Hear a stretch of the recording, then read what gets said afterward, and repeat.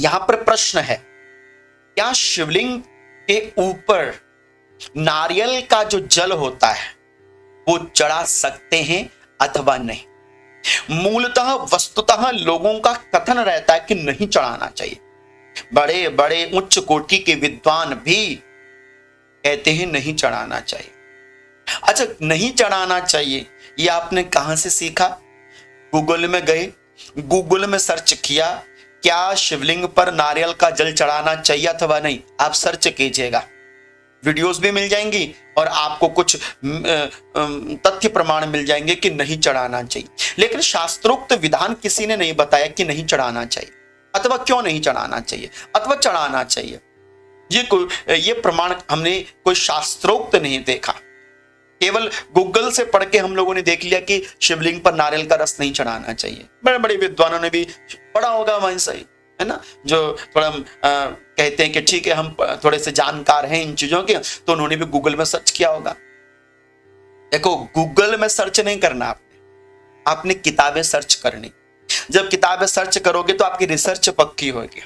Google में वही चीजें लिखी होंगी जो आपने डाली होंगी, लेकिन पुस्तक में आपको कुछ नया मिलेगा। वादे वादे जायते तत्वबोधा, आप कुछ अध्ययन करोगे, चिंतन करोगे, पुस्तकों को खोलोगे, तब जाकर कहीं आपको ज्ञान होगा ना। आज आपने ठीक है गूगल उठाया, गूगल में सर्च करना शुरू कर दिया, गूगल उतना ही बताएगा जितना किसी विद्वान ने उसमें डाला होगा, वो अपने और तो कुछ नहीं बताएगा फालतू। इसलिए मेरा निवेदन है कि आप गूगल से ज्यादा किसी गुरु की शरण में जाओ, किसी गुरु से पूछो, किसी ज्ञानी व्यक्ति से पूछो इसका सही उत्तर क्या हो सकता है। अब हमसे पूछा है, और ये प्रश्न आज से नहीं 1 महीना हो गया था, हमसे पूछा हुआ था किसी ने, और इतनी बार उन्होंने हमसे पूछा कि बताइए ना क्या शिवलिंग पर नारियल का रस चढ़ाना चाहिए कि नहीं। मैंने कहा क्यों इतनी आपत्ति पढ़ते हो, सीधा सा जल चढ़ाओ ना। बोले नहीं गुरुजी, बात प्रतिष्ठा की है, हमसे पूछा गया है कि शिवलिंग पर नारियल का रस नहीं चढ़ाते, जल नहीं चढ़ाते। हमने कई वीडियोस भी सुनी यूट्यूब में जिसमें लिखा हुआ था कि नहीं चढ़ाना चाहिए, लेकिन कहां बताया, किसने बताया, कोई प्रमाण नहीं बताया था। इसलिए आपके पास कोई प्रमाण हो तो बस, इसलिए मैंने थोड़ा सा पुस्तकों का सर्च किया, पुस्तकों को ढूंढा, पुस्तकों में निकाला, 1 महीना लगा। अंत में जाकर मुझे एक किनारे पर प्रमाण मिला कि नारियल का रस शिवलिंग में चढ़ाना चाहिए अथवा नहीं। तो ब्रह्म कर्म समुच्चय ग्रंथ के अंतर्गत हमने पढ़ा, आप भी सुनिएगा प्रमाण, कि ततः शिवस्य मूर्धनि सौवर्णेन राजतेन ताम्रेण वा कलशेन मधुना गव्येन सर्षपा पयसा वा तदभावे माहिषेणम वा इक्षुरसेन नारिकेल रसेनाम्र रसेन वा गंधोदकेन वा केवला उदकेन वा अभिषेकः कृतव्यः। आहा, क्या सुंदर प्रमाण है। क्या लिखा? बोले भगवान शिव की उपासना, अर्चन, वंदन करने वाले शिव साधक को चाहिए कि वह भगवान शिव पर बोले गाय का दूध अर्पण करे, गाय के दूध के अभाव पर बोले भैंस का दूध अर्पण करे, बोले उसके अभाव पर गन्ने का रस अर्पण करे, बोले यदि गन्ने का रस ना मिले तो बोले नारिकेल रसेन आम्र रसेन वा गंधोदकेन वा केवलादकेन वा अभिषेकः कर्तव्य। कितना स्पष्ट बताया। गाय का दूध ना मिले, भैंस का दूध भी चलेगा, बोले उसके ऊपर वो भी ना मिले तो गन्ने का रस चलेगा, गन्ने का रस ना मिले तो बोले नारियल के रस से भी आप शिव का अभिषेक कर सकते हैं, और शिव नारियल का रस ना मिले तो आम के रस से कर सकते हैं, यदि वह ना मिले तो गंधोदक के माध्यम से अभिषेक कर सकते हैं, यदि वह भी ना मिले तो स्पष्ट लिख दिया कि केवलादकेन वा अभिषेकः कर्तव्यः।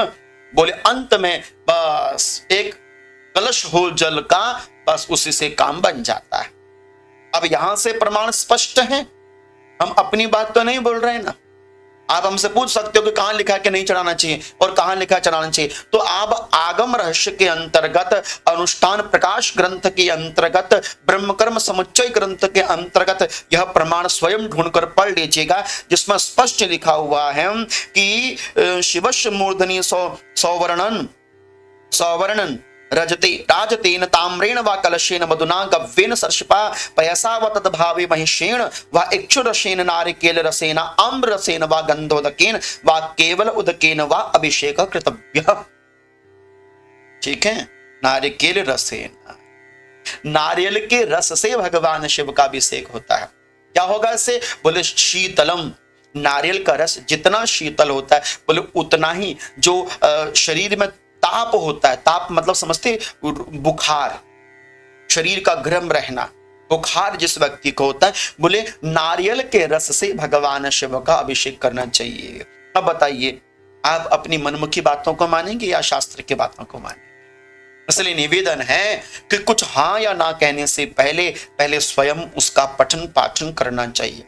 हमने तब तक इसका उत्तर नहीं दिया जब तक यह उत्तर हमें नहीं मिला, और जब हमें यह उत्तर मिला तो हमने इसका सार्वजनिक उत्तर दे दिया, सार्वजनिक रूप से इसको प्रस्तुतिकरण कर दिया कि नारियल के रस के माध्यम से भी भगवान शिव का अभिषेक होता है। अब हमने तो अपनी ओर से स्पष्टीकरण कर दिया, लेकिन जो कहते नहीं चढ़ाना चाहिए, अब आप उनसे स्पष्टीकरण कीजिएगा कि कौन से ग्रंथ में लिखा है कि नहीं चढ़ाना चाहिए, ताकि जो आपसे प्रमाण मांगे ये वीडियो आप उसको सुना सकते। अभिनंदन है आप सभी का, क्या प्रश्न करते हैं और मस्तिष्क हम लोगों का जगता है। ओम नमो भगवते रुद्राय।